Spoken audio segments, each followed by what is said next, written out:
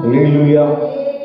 చూడండి, అయిన వారు అలిగారని కాని వారు కసిరారని అంధకార చీకట్లో తడవలాడు అయిన వాళ్ళ కాని వాళ్ళ అలా అన్నాను. ఇది ఏం చేయాలి? నాలో తప్పేమైనా ఉందా? మొట్టమొదటి పిల్లలు నాలో తప్పేమైనా ఉందా? నాలో తప్పేమైనా ఉందా? దేవుడు ఈ మాట ఎందుకు వచ్చింది? ఎందుకు ఈ అనుమానం వాళ్ళకి వచ్చింది? ఎందుకు ఈ మాటలను చూసి అనగలుగుతున్నారు? ఎందుకు నా గురించి ఈ మాటలు వస్తున్నాయి? ఎందుకు నా గురించి ఈ పరిస్థితులు వస్తున్నాయి? నా ప్రవర్తనలో ఏం తేడా ఉంది? ఒక వ్యక్తి ఎదుటి వాళ్ళు మనల్ని పిల్లలండి భయంతో కూడిన గౌరవాన్ని మన ఎడల ప్రదర్శించాలి. దేవునికి స్తోత్రం.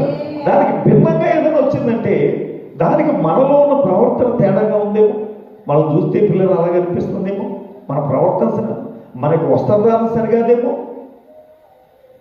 మన మాట తీరు సరిగా లేదేమో, మన ప్రవర్తన ముందే చూసుకోవాలి. అందరూ దేవునికి స్తోత్రం. హల్లెలూయా.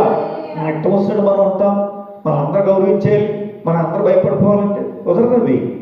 అలాగే వచ్చేసేది కాదు ఇది, కొడుకు తెచ్చుకునేదే కాదు ఇది. కష్టపడి దీన్ని పిల్లల ప్రవర్తన ద్వారా సాధించుకోవాలి.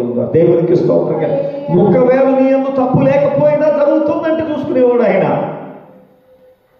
కుమారుడికి భయపడి పిల్లలు దావీదు మహారాజు గారు అరణ్యాలకు వెళ్ళిపోతున్నాడు. భార్య బిడ్డను తీసుకుని మొత్తం అందరూ రాజ్యంతో పిల్లలు సైన్యంతో అంతఃపురాన్ని విడిచిపెట్టి వెళ్ళిపోతాడు. ఆ సమయంలో సిమ్మి అనేవాడు వచ్చాడు.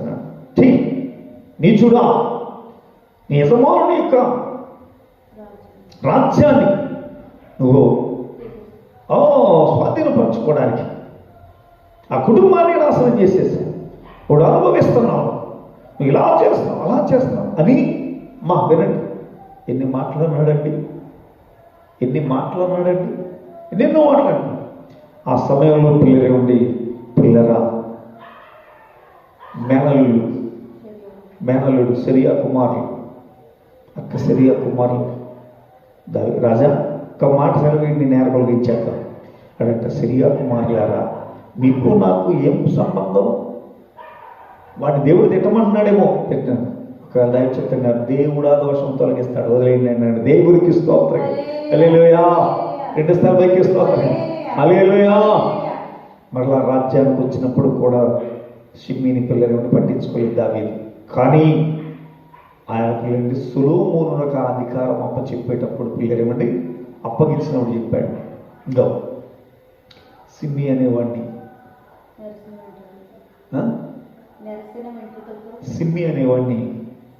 క్షేమంగా సమాధిపడు, నా నిమిత్తం వాడిని శిక్షించమంటాడు. షిమ్మి అనేవాడిని అలా అంటాడు.